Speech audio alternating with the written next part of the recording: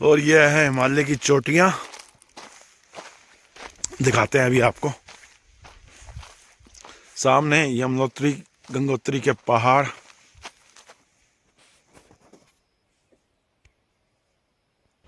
ये जो नज़ारे हैं मात्र हरिद्वार से 20 किलोमीटर की दूरी पर आप पहाड़ पर आकर देख सकते हैं। सामने की ये जो बर्फीली चोटियां हैं, ये यमुनोत्री गंगोत्री की चोटियां हैं और ये पहाड़ों की एक पूरी श्रृंखला है जो अपने आप में बेहतरीन नज़ारा है। और इसके लिए आपको कहीं बाहर जाने की आवश्यकता नहीं है, ये सब कुछ आपको हरिद्वार में ही दिखाई देने वाला है।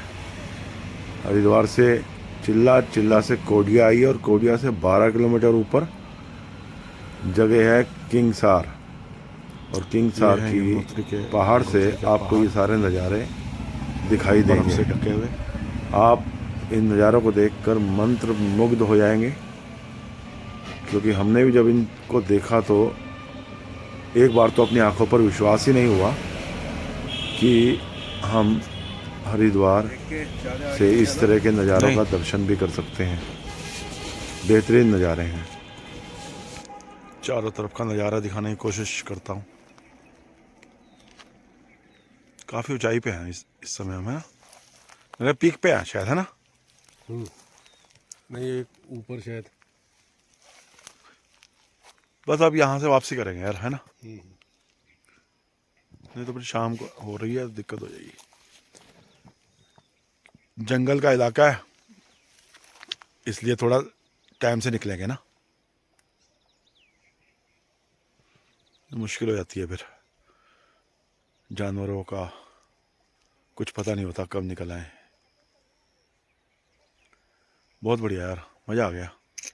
चाय पी के ऊपर आ गए ना, वो बढ़िया हो गया। वो जो बाहर एक भाई साहब थे, उन्होंने मुझे बताया कि यहाँ से गंगोत्री यमुनोत्री की पहाड़ियाँ दिखाई देंगी बर्फ़ से ढकी हुई, और बिल्कुल वही हुआ। हरिद्वार का आपको हमने कहा था स्वर्ग दिखाएंगे, तो अब आपका इस बारे में। हरिद्वार से मुझे लग रहा है हमने उत्तराखंड का स्वर्ग देख लिया, है ना भाई? क्योंकि उत्तराखंड अपने आप में ही स्वर्ग है। तो हरिद्वार के किसी ऐसी जगह पे आके उसको देखना और अपने कैमरे में कैप्चर करना अपने आप में बहुत बड़ी बात है, क्योंकि आपको ज़्यादा निकट, ज़्यादा दूर जाने की कहीं जरूरत ही नहीं पड़ी। हरिद्वार से मात्र 1 घंटा 40 मिनट में हम हाँ, यहाँ पर हैं। सही बात है टंडन जी, आपकी बात से मैं सहमत हूँ। और वाकई में आपने कहा था ना कि यहाँ से स्वर्ग दिखेगा, वो दिखाई दे रहा है। मैंने सोचा नहीं था कि इतने पास से भी हम लोग उत्तराखंड का इस तरह अवलोकन कर सकते हैं, इस तरह देख सकते हैं, और अपने कैमरे के द्वारा अपने देखने वालों को ये सब चीज़ें दिखा सकते हैं। बहुत सुंदर। चलो मेरे ख्याल से वापसी करते हैं ना, बिल्कुल समय हो रहा है। चलो दोस्तों, अब यहाँ से हम करेंगे वापसी। बहुत बढ़िया। हाँ, ये और इधर जाओ, और इधर घूमो, और दिखाते हैं आपको। और ये तो बर्फ नज़र आ गई। ये तो आप वीडियो बना रहे हो क्या? हाँ, वीडियो तो बना। आप थोड़ा सा और इधर घूमो। हाँ, ये वाला लो, ये वाकई में ही ये अल्टीमेट। ऐसा लगता है जैसे बादल ना, हम बादलों की से गोद में आ गए हैं पहाड़।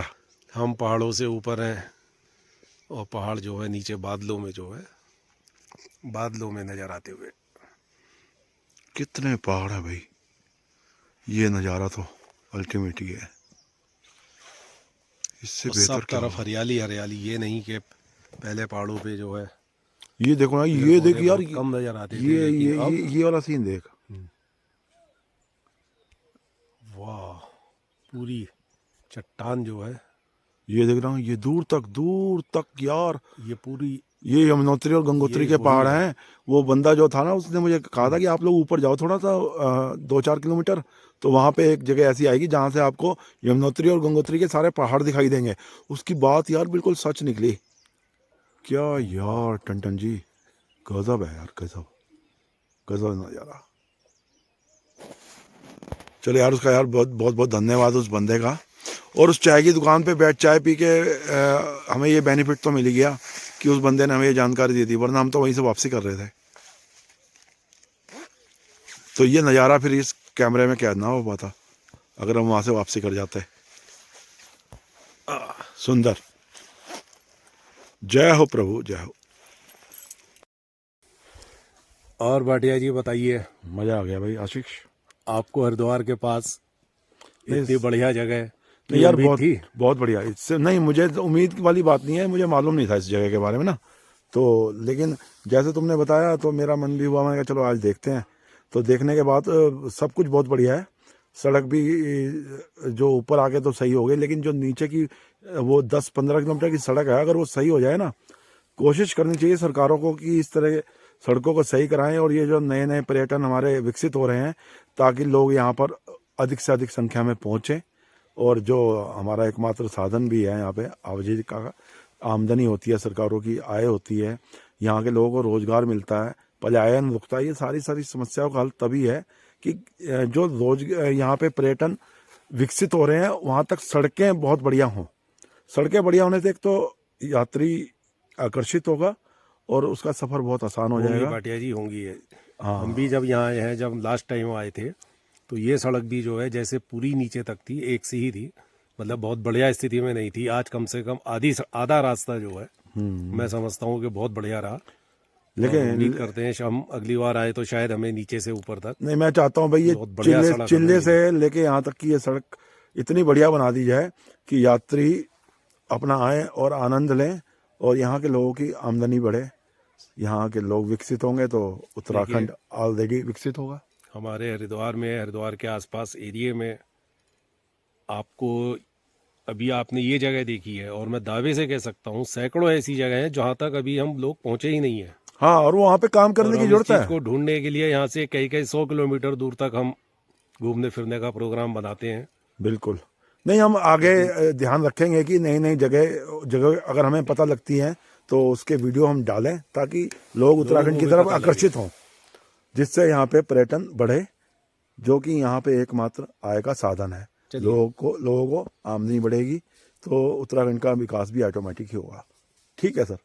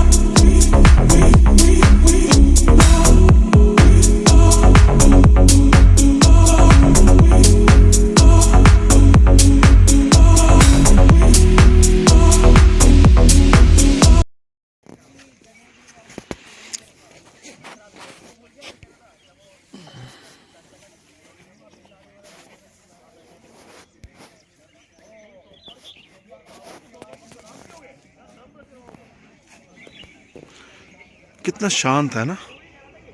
ये सामने ऋषिकेश होना चाहिए मेरे हिसाब से ना जी।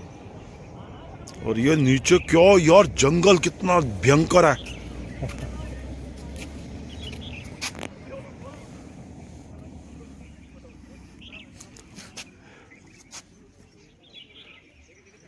शाम हो रही है अब धीरे धीरे, और ये है यहाँ का दिलकश नज़ारा।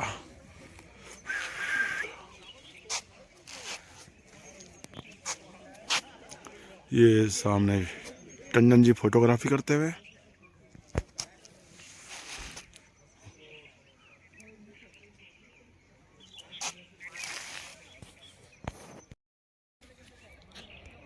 ये है गंगा भैया।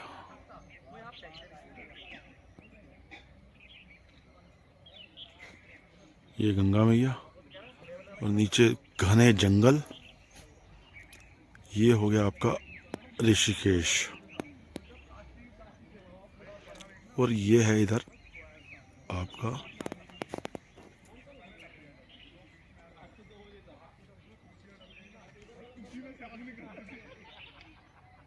हरिद्वार।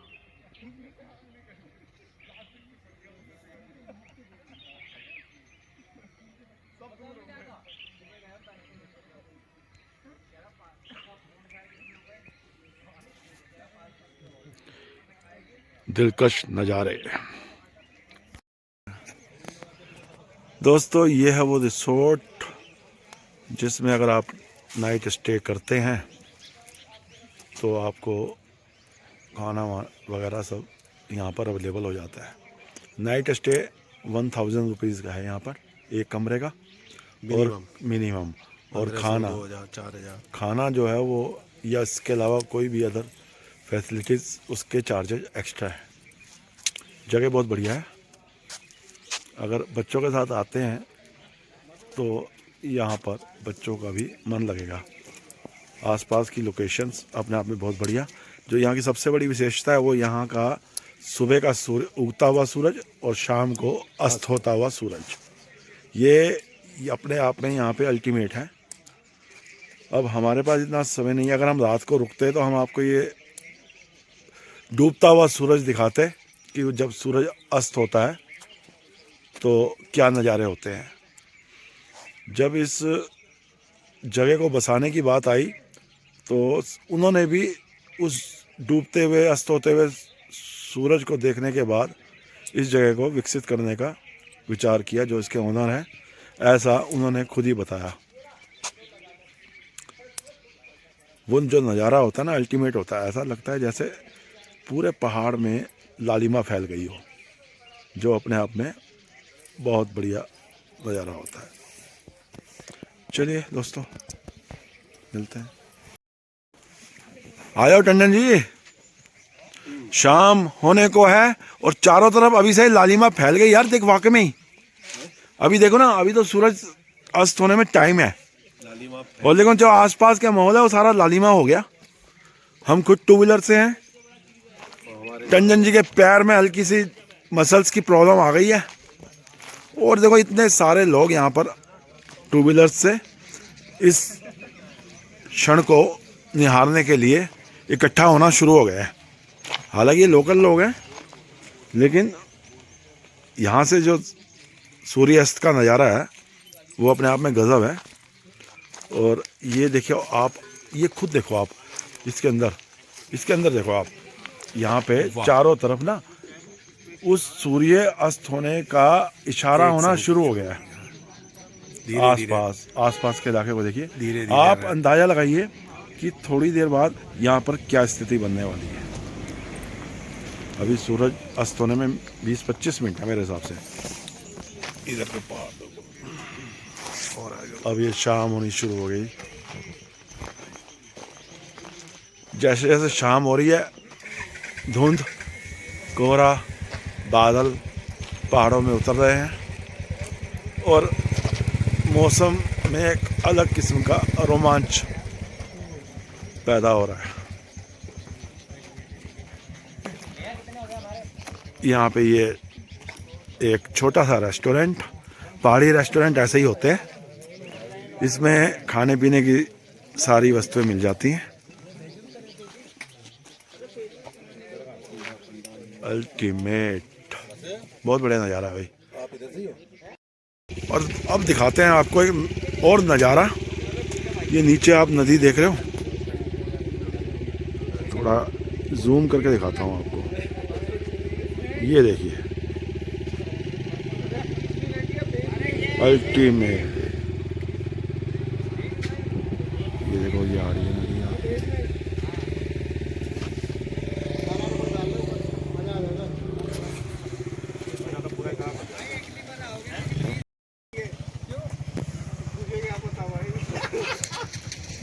देखिए नीचे, ये जो नीचे का पहाड़ दो पे देख रहे हो, घने जंगल है और उसके बीच में से ये नदी जो आगे जाके गंगा में मिल जाती है। ये बरसाती नदी है, सूखी नदी है फिलहाल, लेकिन आप उसके साथ देखिए जो पेड़ों के झुंड हैं वो घने जंगल हैं और इधर आके तो वो पहाड़ का रूप ले लेते हैं। इधर सामने बिल्कुल मैदान है लेकिन घना जंगल। नीचे की ज़मीन देखना तो बहुत दूर की बात है। इसको दिखाता हूँ मैं आपको, ये देखिए।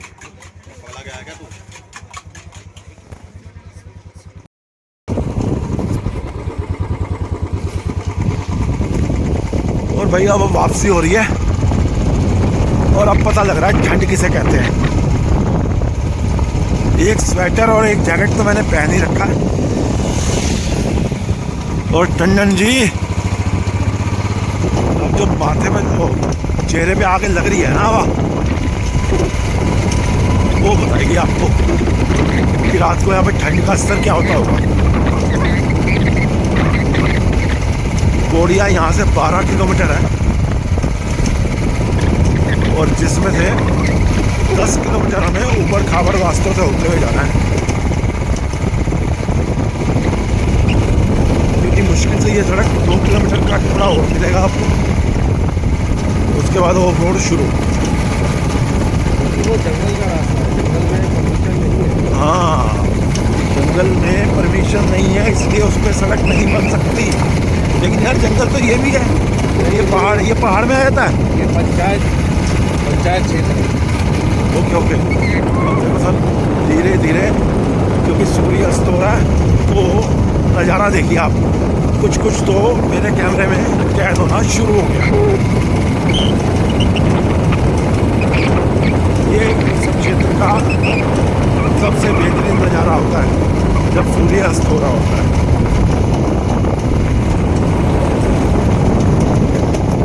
हालांकि ऐसा एक नज़ारा मैंने चोपता में भी देखा था। जब हम चोपता से नीचे उतर रहे थे चमोली के लिए, तो वहाँ पर भी सूर्यास्त का इसी तरह का नज़ारा हमने देखा था, जो कि हमारी बद्रीनाथ के ब्लॉग में हमने आप लोगों से शेयर भी किया था।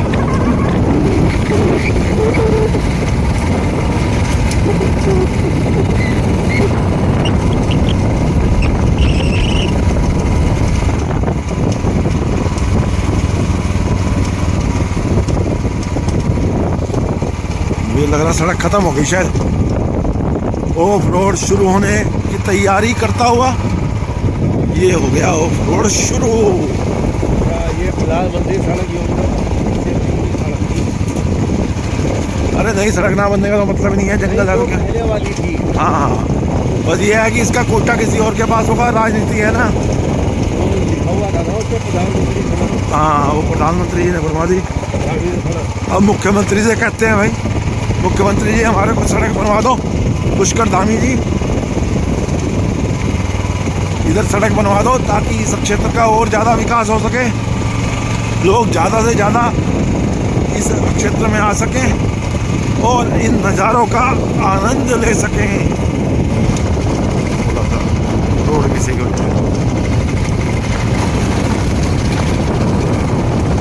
हमारे अलावा दूर तक कोई नहीं, चारों तरफ देखिए आसपास सन्नाटे को चीरती हुई बुलेट की आवाज, दूर दूर तक कोई नहीं,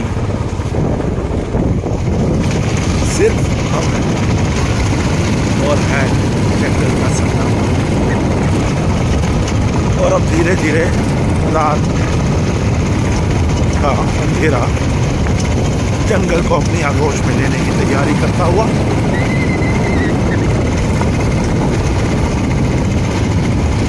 और सर जंगल से आ गए हैं बाहर और अब चल पड़े हैं ऋषिकेश की ओर। ये जो मार्ग जा रहा है ये ऋषिकेश की। तो दोस्तों ये थी एक छोटी सी यात्रा जिसमें हमने हरिद्वार के बिल्कुल पास से आपको यमुनोत्री गंगोत्री के हिमालय से बर्फ़ के ढके हुए पहाड़ दिखाए और उन नज़ारों को देख के हमें भी लगाया कि किमसार एक बेहतरीन जगह है। अगर सरकार अपने प्रयास करते हुए इन जगहों पर बढ़िया सड़क और ट्रांसपोर्ट्स के साधन उपलब्ध कराए तो आने वाले समय में किमसार एक नया पर्यटक स्थल बनकर उभरेगा और लोगों तक इसकी जानकारी पहुँचे। ये वीडियो हमने आपको दिखाया। ठीक है सर, अब मिलते हैं अगले वीडियो में। तब तक के लिए आपका बहुत बहुत धन्यवाद। लाइक, शेयर, सब्सक्राइब करके हमारा उत्साहवर्धन करते रहिएगा। शुभ रात्रि।